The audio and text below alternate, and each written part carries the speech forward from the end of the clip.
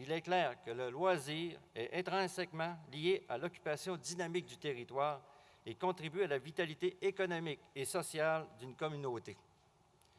N'ayant toutefois pas la prétention d'être maître d'œuvre du développement du loisir en région, la FQM concluait en octobre 2007 une entente de partenariat avec le regroupement des unités régionales des loisirs et de sport et l'Association québécoise du loisir municipal. Cette entente a pour objectif d'identifier les problématiques prioritaires rattachées au loisir en milieu rural et de proposer des pistes d'action aux autorités concernées. La semaine dernière, tout juste il y a 9-10 jours, la Fédération québécoise des municipalités tenait ses 67e assises annuelles, ici même au Centre des congrès à Québec. Et un atelier portait justement sur le développement du loisir en milieu rural. Les constats de cet atelier furent amenés ici, à ce congrès, dans le cadre d'un séminaire qui s'est tenu hier après-midi. Et ce que j'en sais, il y a eu énormément de débats et ça fut excessivement dynamique. Et je reviendrai justement au niveau des conclusions de ces travaux à un point suivant de ma présentation. Oui, le loisir dans sa dimension individuelle requiert des équipements et des infrastructures, ou du moins l'accès à celles-ci.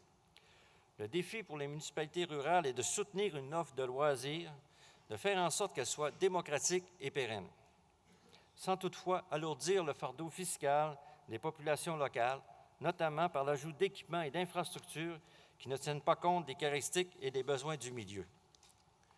Le loisir doit s'articuler autour du citoyen, qui est au centre même de sa communauté. Il est non seulement l'acteur de ses propres loisirs, mais il a le potentiel d'être un acteur clé des loisirs collectifs et de son succès. Et je crois que M. Lallier, ce matin, il nous a fait part vraiment de cette approche autour du citoyen. Jusqu'à très récemment, le loisir suivait une trajectoire de haut en bas, c'est-à-dire des autorités vers la population.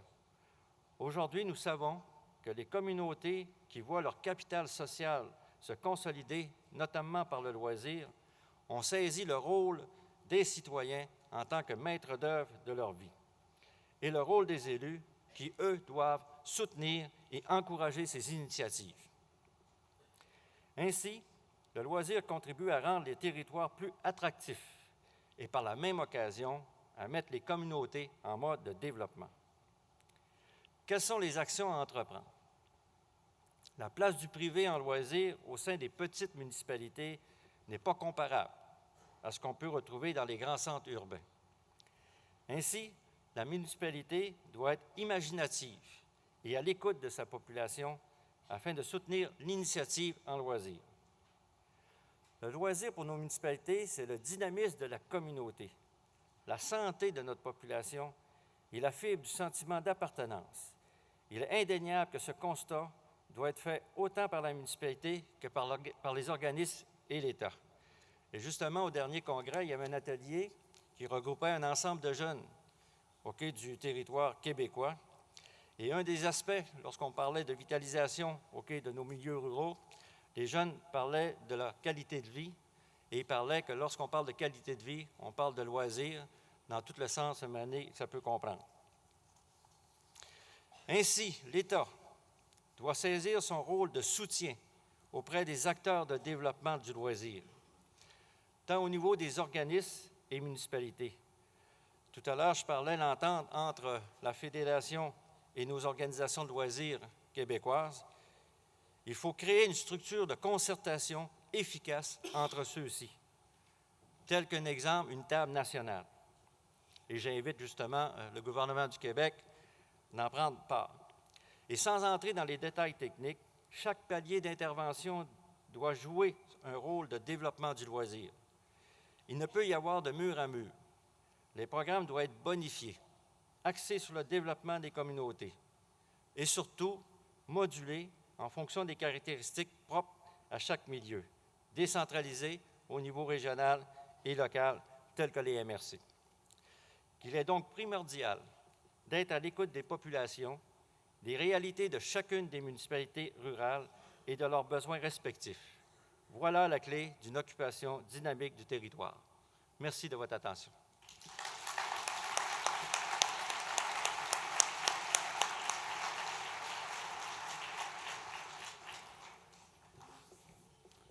Merci beaucoup, M. Fortin, de cet appel aussi à la concertation de tous les acteurs pour effectivement investir davantage dans le domaine du loisir et pour contribuer à la revitalisation des communautés rurales.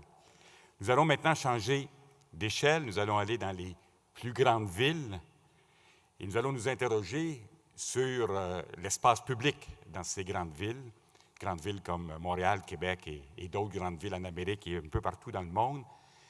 Et dans un contexte où l'espace public peut être confisqué, et l'est aussi souvent, par les marchands du loisir, y a-t-il encore une place pour les communautés? Peut-on encore parler de loisirs communautaires? Alors, pour traiter de ce sujet, M. Gérard Baudet est professeur, directeur de l'Institut d'urbanisme de l'Université de Montréal. Il s'est aussi associé à l'équipe de recherche en tourisme à l'Université du Québec à Montréal, en étant membre du comité de rédaction de la revue Théoros, qui est la revue de recherche en tourisme de la francophonie. Alors, M. Gérard Baudet, vous êtes invité à venir prendre la parole.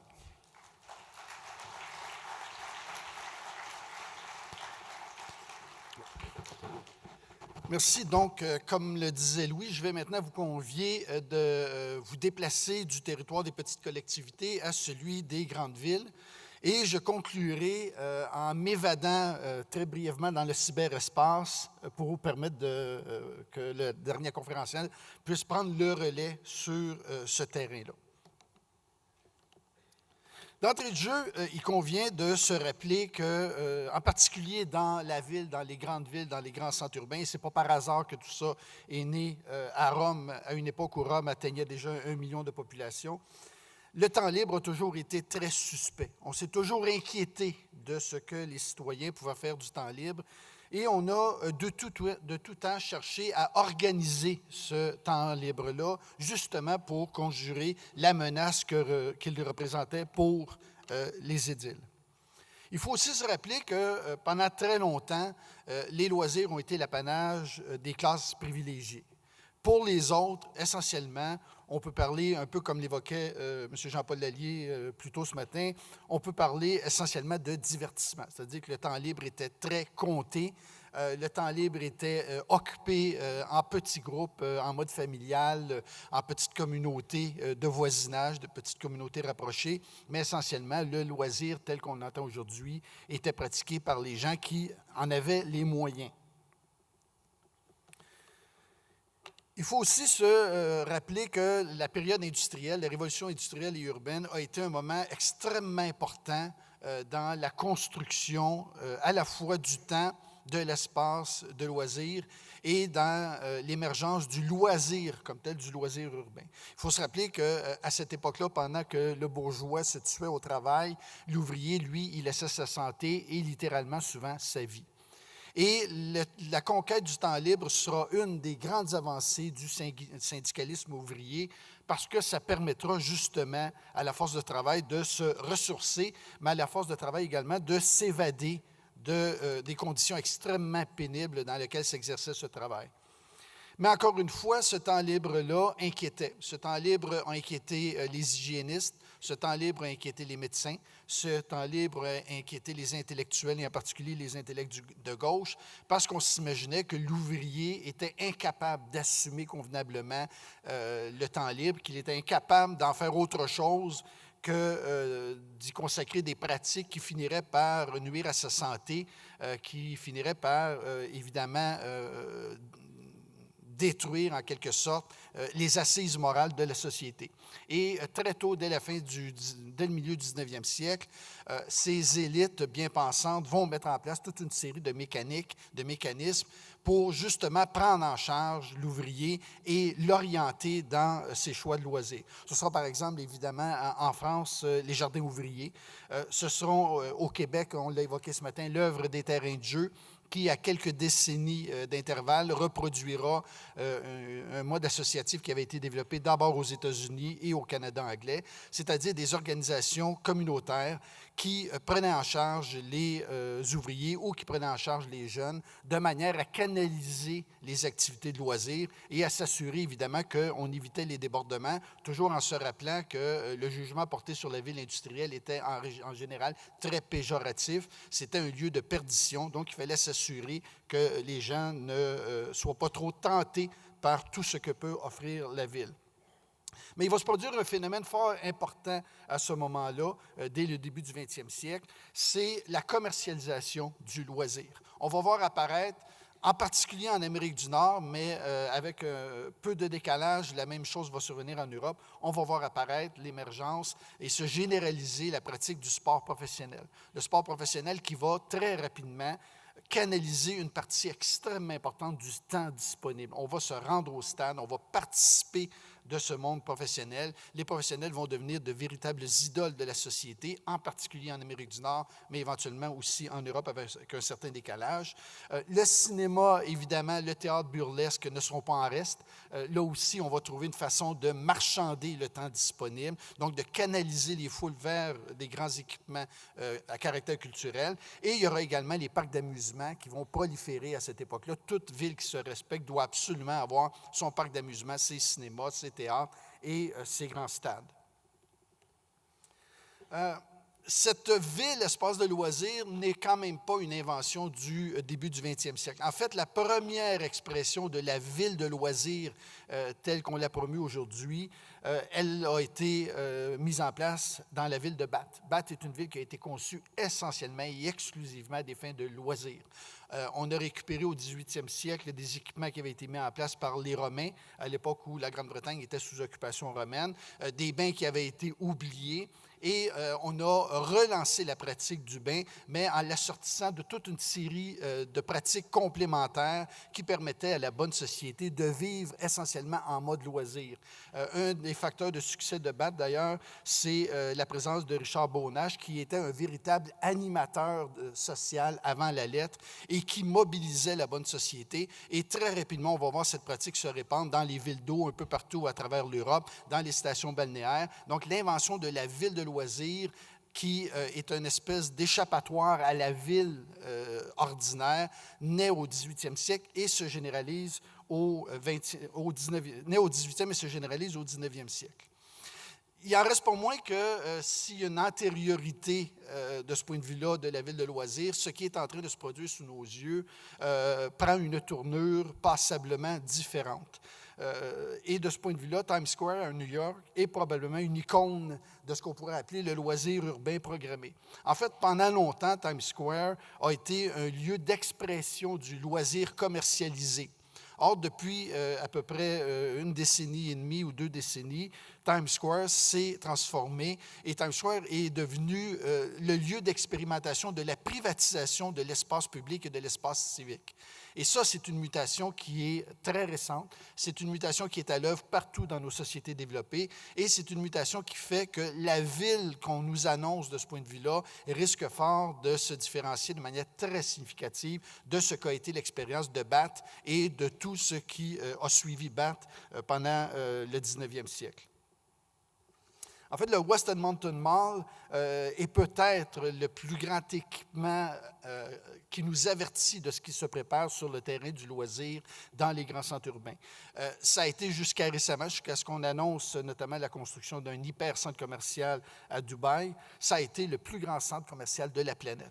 Mais ce qui faisait son originalité, c'est qu'il prétendait être un espace civique. Il prétendait être un espace de loisirs. Il prétendait être un équipement touristique incontournable. Donc, il prétendait, via le marché, être l'incarnation de la nouvelle sociabilité urbaine, à l'écart, évidemment, des espaces urbains publics traditionnels.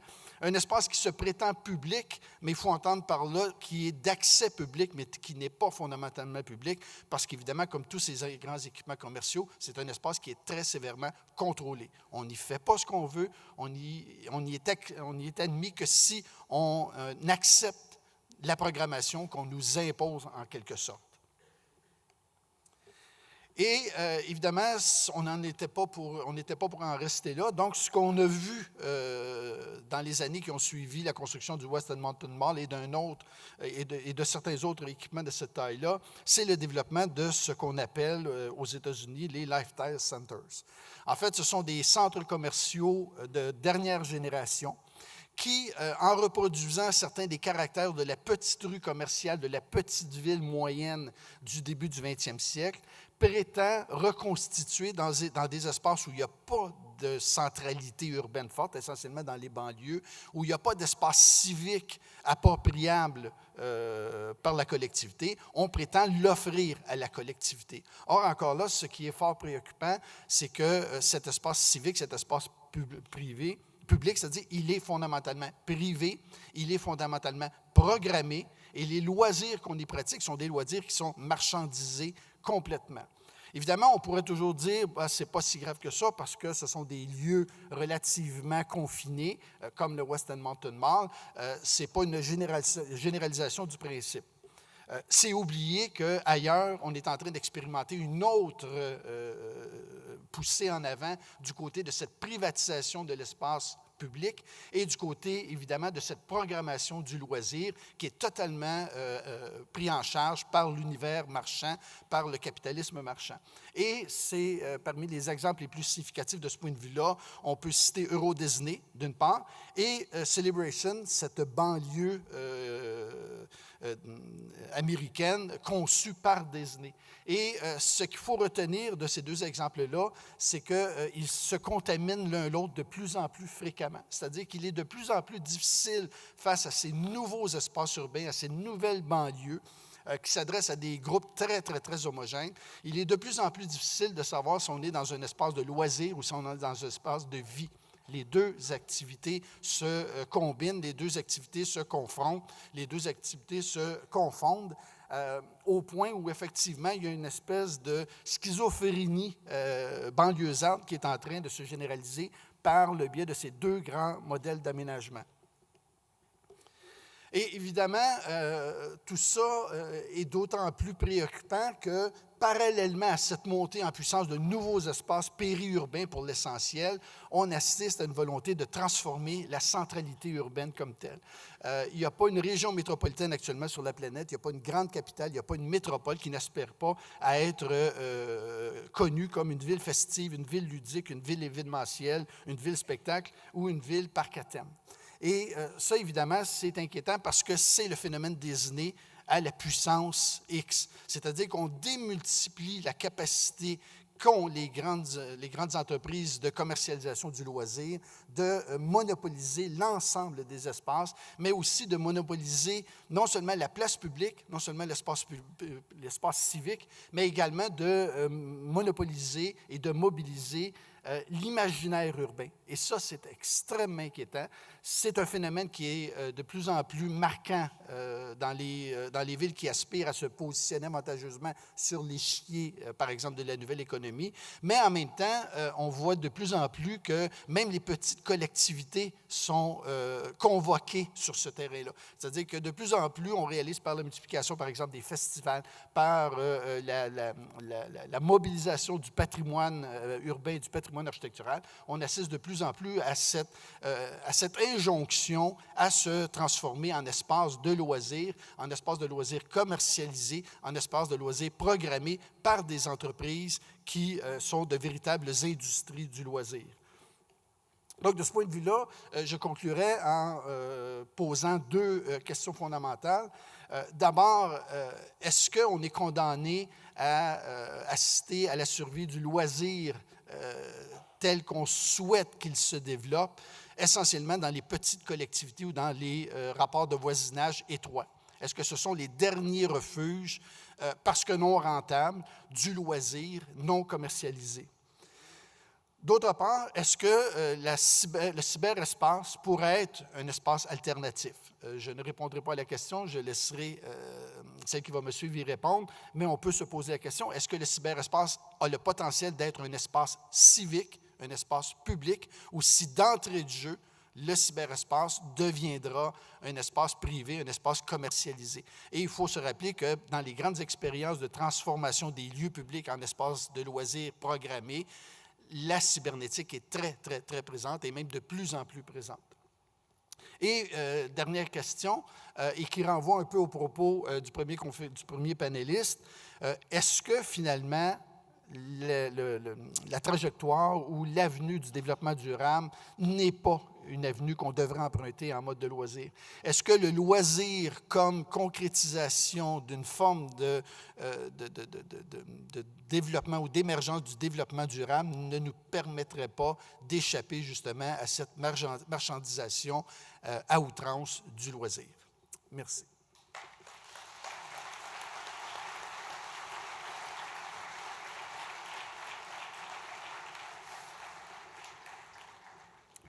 Merci beaucoup, Gérard Baudet. L'annonce hier du fait que la Formule 1 à Montréal n'est plus dans la programmation de la Formule 1 l'année prochaine inquiète bien sûr les gens de l'industrie touristique, mais en même temps, c'est peut-être une occasion de récupérer l'espace public, l'espace du parc Jean-Drapeau. Donc, je pense que ce genre d'annonce peut nous amener à réfléchir justement sur la privatisation de l'espace public, sur la possibilité d'utiliser l'espace public à autre chose qu'à la logique marchande. Alors, je pense que Gérard a soulevé plusieurs bonnes questions et nous aurons sûrement la possibilité, là, dans les 10 dernières minutes, 10-15 dernières minutes de notre panel, de pouvoir recueillir vos avis, vos réponses à ces questions. Peut-être que vous avez aussi d'autres questions à nous poser. Mais avant d'arriver à l'échange avec la salle, nous avons une dernière intervenante, Miss Linda Caldwell. Miss Linda Caldwell is a doctor in recreation, professor at the Pennsylvania State University, United States, in Recreation, Park and Tourism Management Department. Mrs. Caldwell.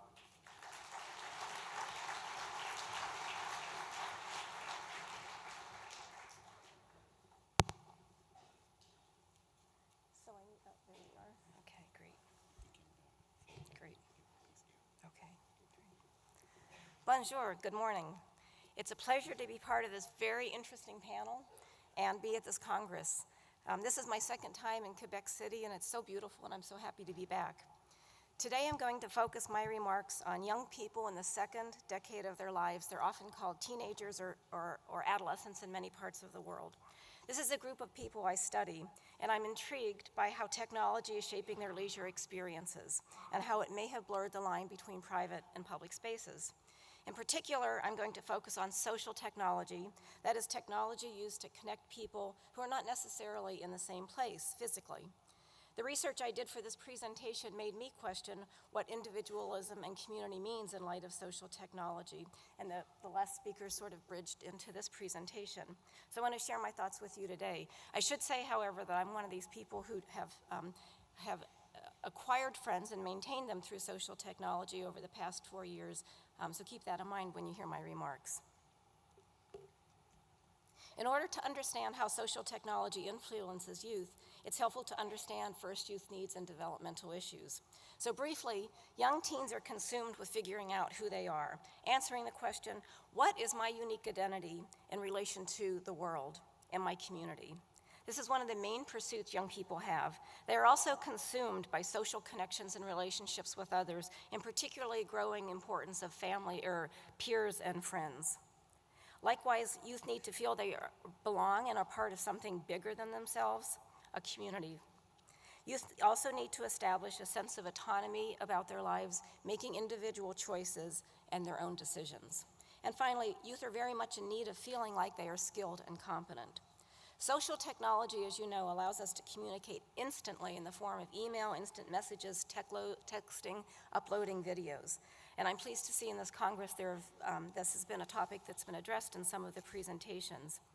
These are forms of social technology that not only allow for instant and intimate personal communication, but also the ability to communicate globally in a matter of a second. In literally just a few years, new forms of technology have been developed and instantly adopted. For example, Facebook was launched 4 years ago to keep people up to date with their daily lives, their thoughts, their ability to upload photos. As of last month, there were about 36 million users who uploaded photos frequently, if not daily. Second Life is a virtual world, and this is one of those commercial spaces in the internet where its 15 million residents can buy and sell just about everything for real dollars exchanged for Linden dollars, which is the currency on Second Life. Its companion is Teen Second Life. So what I want to do first is go through quickly some examples of social technology that are popular today. Here's Second Life. In Second Life, you can do anything that you want to. You can fly, you can snowboard, you can buy a mansion, you can change your identity, just about anything that you want to do. You can have all sorts of forms of sports and recreation. You can play games, you can go to parks. You can participate in music, cultural events. In fact, there are some concerts or some groups now who only have concerts that debut on Second Life. You can also try to find inner peace and tranquility or try to keep physically fit. Teen Second Life, however, is what I'm most interested in. This is for teenagers, aged 13 through 17, as a mechanism for them to partake in this virtual world. And it's focused on a number of islands that are focused on education and youth development. For example, there's Global Kids Island that helps people become global citizens and assume leadership roles. There's something called Kids Connect Island, which focuses on a series of workshops designed to allow people to connect and work together via storytelling, performances, other forms of drama. The I4U Alliance is something that fascinated me. This is an online exhibition in teen life from Transitions, Photographs by Robert Creamer, which was created by the Public Library of Charlotte, North Carolina, Mecklenburg County, in conjunction with the library's real-world presentation of the exhibit, which was built by a teen patron in the gallery space. It's in conjunction with U.S. Smithsonian Institute. This virtual version is nearly identical to the traveling exhibit, with one exception. The gallery will also house works of scanner art by teens, and unlike a traditional gallery, the space has room to grow. And so teens can post what their exhibits are on these virtual walls, so therefore it's a virtual community with which everybody can contribute. Another interesting phenomenon to me, and this was reported in National Public Radio last month about a silent rave that happened in New York City. Silent raves were popular, as I understand, in Europe and are gaining popularity in North America. This silent rave was set up through Facebook in only 1 month. 7,000 people RSVP'd and 2,000 people actually participated in New York City's Union Square by plugging in their own MP3 players, turning on their own music that they liked, and then dancing together in the square. The thought was nobody should feel excluded because some type of music was playing that everybody didn't like, so everybody chose their own music. The event was billed as something that is done individually but together. Dr. Michael Wesch leads the Digital Ethnography Project at Kansas State University in the United States. He presented a particularly compelling video to the United States Library of Congress during the last summer 2008 about YouTube. In this video, he takes an anthropological view and discusses its role in promoting individualism as well as community. I took a lot of what I'm presenting today from this video, and I encourage you to take a look at it. It's very, very interesting.